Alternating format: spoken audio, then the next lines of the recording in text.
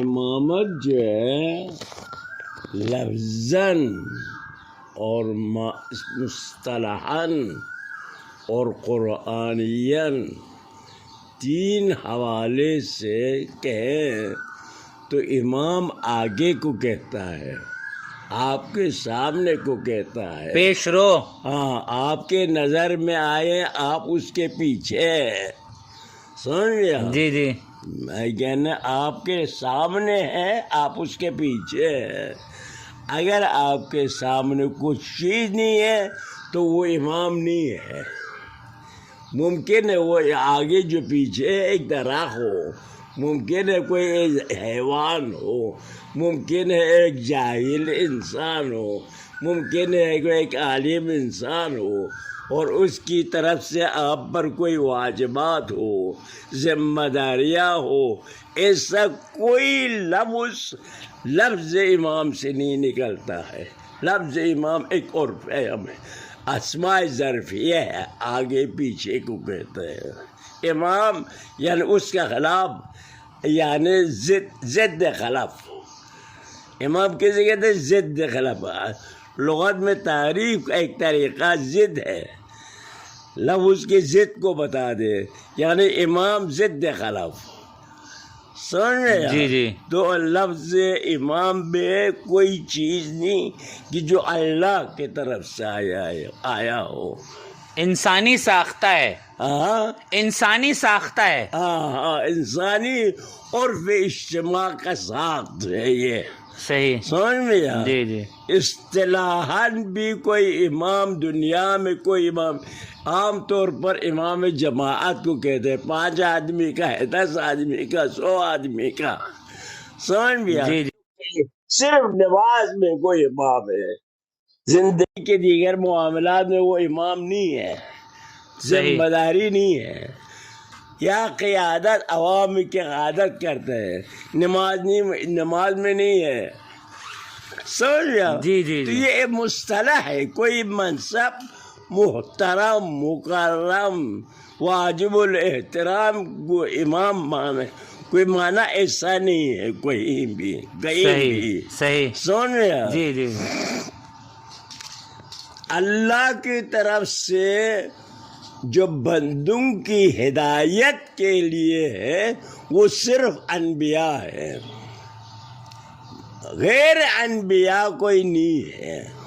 وَجَعَلْنَا لِلْمُتَّقِينَ إِمَامًا. ہاں صحیح. ہاں سمجھ میں. جی جی. تو امامت لغت قرآن کے حوالے سے 3 قسم کا ہوتا ہے. صحیح. سورہ اسراء میں ہے، یعنی یوم ندعو کل اناس بامامہم، قیامت کے دن ہم ہر گروہ انسان کو اس کے امام کے ساتھ محشور کریں گے. یعنی اگر وہ فاسق ہے، امام فاسق کے پیچھے ہے، تو قیامت میں امام فاسق کے ساتھ محشور ہوں گے. اگر امام عادل ہے تو عادل کے ساتھ پیش ہوں گے. سمجھ میں یا؟ جی جی. امام یہ ہے. تو لہذا امامت کوئی منصب نہیں ہے اللہ کی طرف سے. ہمیں یہ جو مثلا امام غائب جو کہتے ہیں، یہ ہمیشہ تاریخ میں مفاد پرستوں نے چلایا ہے. ایک کسی کو اس نے امام بنایا، اب وہ جو ہے دنیا سے چل گئے ہیں. اب کچھ افراد اس کی وکالت میں اس سے کوئی فائدہ مادی اٹھا رہے تھے، اب وہ گیا ہے تو وہ ہاتھ خالی ہو گیا.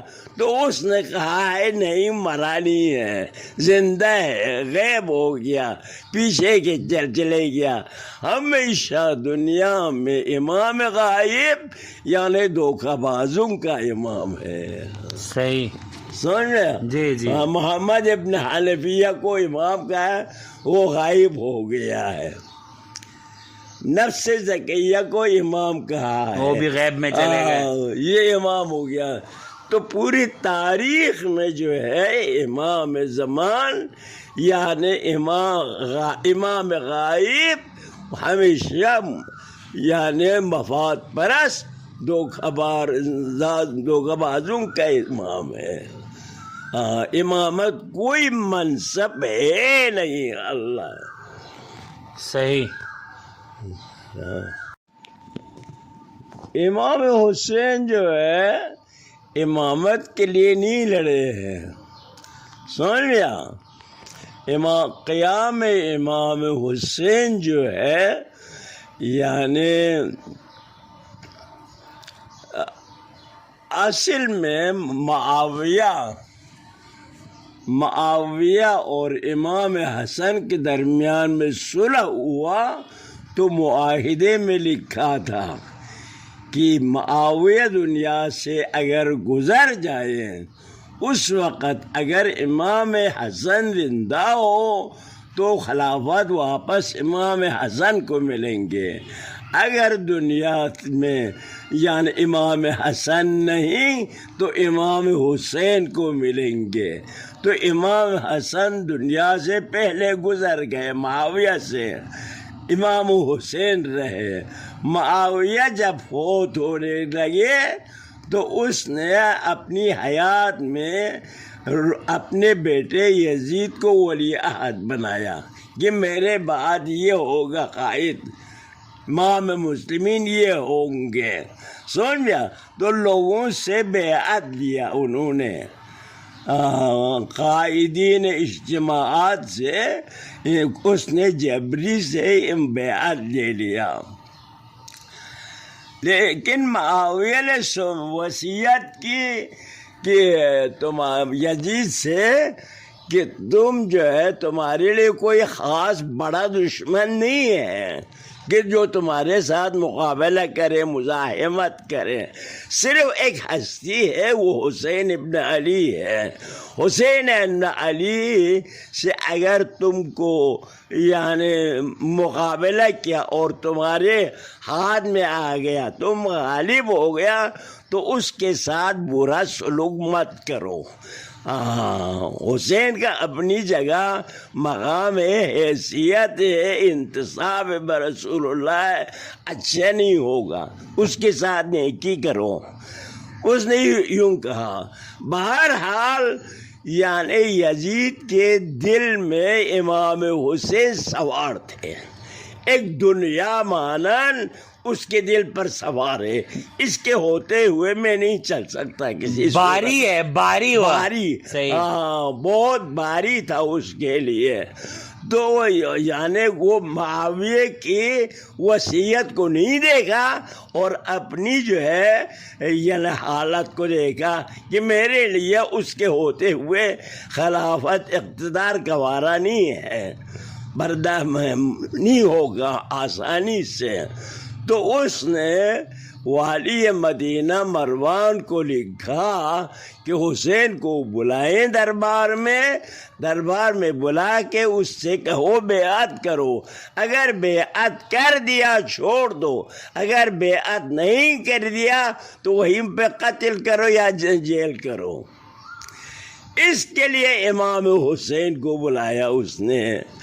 تو امام حسین علیہ السلام نے کسی نہ کسی طریقے سے خلوت میں بند کمرے میں قتل ہونے سے بچنے کے لیے، اگر قتل بھی ہو جائے تو باہر میدان میں قتل ہو، خلوت میں کمرے میں قتل نہ ہو.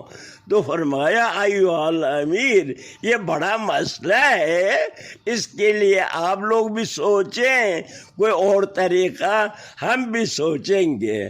تو والی جو ہے اپنی جگہ سنجیدہ عاقل انسان تھے.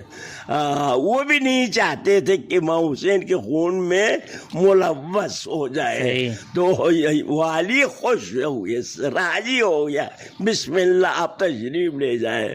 تو مروان نے کہا نہیں، مت چھوڑو، یہیں پہ قتل کرو، یہیں پہ پکڑو، حسین کو مت چھوڑو.